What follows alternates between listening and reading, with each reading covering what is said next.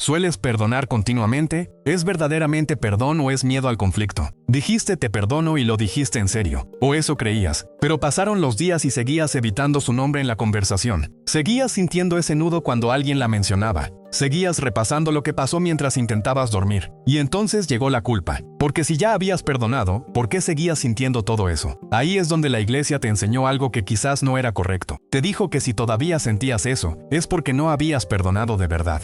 Que tenías que hacerlo de nuevo. Que tenías que esforzarte más. Y volviste a decir las palabras. Y volviste a sentir lo mismo. Y el ciclo siguió. Hay algo que nadie te explicó sobre el perdón. Y tiene que ver con la diferencia entre perdonar porque Dios sanó tu corazón y perdonar porque tienes miedo de lo que pasa si no lo haces. La segunda forma no es perdón bíblico. Es una carga que la Biblia no te pidió cargar. Cuando este video termine, vas a entender por qué esas dos cosas son completamente distintas, qué dice la Biblia sobre cada una y cuál de las dos Dios realmente te pide. También vas a entender por qué el perdón forzado no solo no funciona, sino que con el tiempo profundiza la herida en lugar de sanarla. Quédate hasta el final porque hay un versículo en Lucas 17 que la iglesia casi nunca predica sobre este tema y que cambia completamente la manera de entender lo que Dios te está pidiendo. Primero, algo necesario, la iglesia hispana mezcló dos cosas que la Biblia distingue con claridad: el perdón y la reconciliación. La diferencia importa. El perdón es un proceso interno. Es soltar la deuda. La palabra griega que se traduce como perdonar en el Nuevo Testamento es aphiemi, que literalmente significa enviar lejos, soltar. El perdón es algo que ocurre en tu interior, para tu propio beneficio, independientemente de lo que haga la otra persona. La reconciliación es la restauración de la relación. Esa sí requiere dos personas, las dos dispuestas, trabajando hacia el mismo lugar. Dios te llama a soltar la deuda. No siempre te llama a restaurar la relación. Confundir esas dos cosas es el origen de casi todo el daño que el mal consejo sobre el perdón ha causado en la fe hispana. Hay señales concretas de que lo que estás llamando perdón es en realidad miedo al conflicto. La primera, lo dijiste para que la otra persona dejara de estar incómoda contigo. Lo dijiste para que la familia no se pusiera incómoda y para que pudiera seguir funcionando sin esa tensión ahí. No porque algo se hubiera movido realmente en tu interior. Lo dijiste para que la presión disminuyera. Esa forma de perdonar solo añade una capa más de peso a algo que ya dolía. Porque la transacción que hiciste no resolvió nada. Solo pospuso el momento en que el dolor no procesado tendría que salir de alguna otra manera. La segunda señal: perdonaste antes de haber procesado lo que pasó. La herida estaba fresca, el daño todavía sin dimensionar, y ya estabas declarando el perdón porque alguien, un pastor, un familiar, tu propia conciencia entrenada por la iglesia, te hizo sentir que si no lo hacías de inmediato eras un mal cristiano. El Salmo 55, 12-14 registra el dolor de David ante una traición muy específica. Porque no me afrentó un enemigo, lo cual habría soportado, sino tú,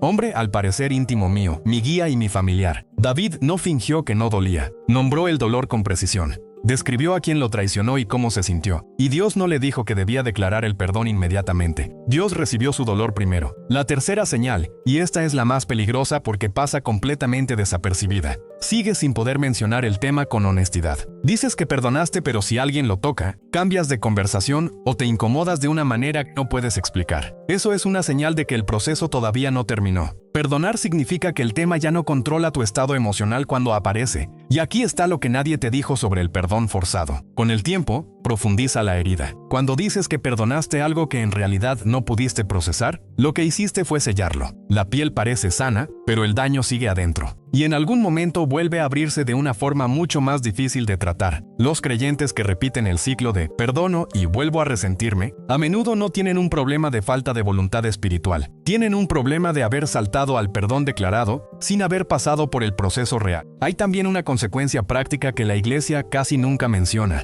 El perdón forzado te deja expuesto al mismo daño repetido. Si perdonaste sin procesar ni establecer ningún límite claro, la probabilidad de que la situación se repita es alta. La segunda vez duele más, cargas con el peso de haber perdonado la primera. El otro costo es espiritual. Cuando finges haber perdonado algo que todavía duele, la oración se vuelve superficial y la relación con Dios empieza a sentirse distante sin que entiendas por qué. Porque hay algo en tu interior que sabe que la situación no quedó resuelta como declaraste. Aquí está el versículo que la iglesia casi nunca predica cuando habla de perdón. Lucas 17. Palabras directas de Jesús. Si tu hermano pecare contra ti, repréndele, y si se arrepintiere, perdónale. Y si 7 veces al día pecare contra ti, y 7 veces al día volviere a ti, diciendo, me arrepiento, le perdonarás. Léelo otra vez. Jesús no dijo, si tu hermano pecare contra ti, perdónale de inmediato. Dijo, repréndele primero. El confrontar lo que pasó, el nombrarlo con honestidad, viene antes de la declaración del perdón. Y luego dice, si se arrepintiere. Hay una condición para la reconciliación. El arrepentimiento del otro es necesario para restaurar la relación, no para que tú sueltes la carga interna. Esa es tu responsabilidad de todas formas.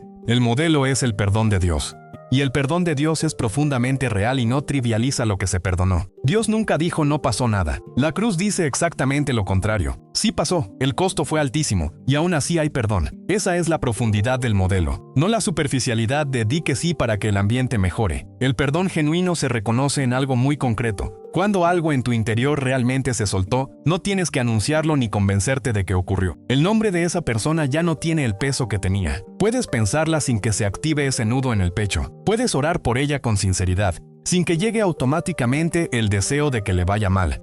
Eso no significa que la situación quedó resuelta ni que la relación se restauró. Significa que tú te liberaste de llevar esa deuda. El perdón genuino tampoco obliga a que la relación vuelva a ser lo que era. Gálatas 5:1 dice, estad pues firmes en la libertad con que Cristo nos hizo libres, y no estéis otra vez sujetos al yugo de esclavitud. La libertad que el perdón trae incluye la libertad de no restaurar una relación que te daña de manera sistemática. Perdonar y permitir que la misma dinámica continúe son dos decisiones completamente independientes, y hay algo que la Iglesia casi nunca dice. A veces el perdón genuino tarda semanas o meses, a veces mucho más. Y eso no es falta de fe, es que estás siendo honesto con el proceso. El creyente que declara el perdón en 48 horas ante una traición profunda y el creyente que trabaja el proceso con Dios durante meses, ese segundo está más cerca del modelo bíblico. ¿Qué te pide Dios realmente? Te pide que sueltes la deuda, que no cargues con el resentimiento porque ese peso te daña a ti, no al otro. Te pide que seas honesto sobre lo que pasó, que no finjas que no ocurrió para hacer la situación más cómoda para todos, y te pide que entiendas que el perdón es un proceso, no una declaración de un instante que se repite hasta que funciona. Dios te llama a reconocer la diferencia entre soltar la deuda del corazón y restaurar una relación que sigue dañándote. Fingir que ya sanaste antes de haber comenzado el proceso no es fe. Es la carga que describimos al principio. Juan 8:32 aplica aquí de manera directa. Y conoceréis la verdad, y la verdad os hará libres. La verdad incluye ser honesto con Dios sobre dónde estás en el proceso, incluso si todavía duele, incluso si todavía no llegaste al lugar de la libertad completa. Esa honestidad es el inicio del proceso real. Fíjate bien, si lo que has estado llamando perdón te dejó más agotado que libre, puede ser una señal de que Dios tiene algo diferente en mente para ti. Si este mensaje llegó a ti en un momento donde estás revisando esa diferencia, suscríbete a este canal. Aprenderemos a orar con propósito y detectar las señales que Dios nos deja de manera sutil. Dios te bendiga.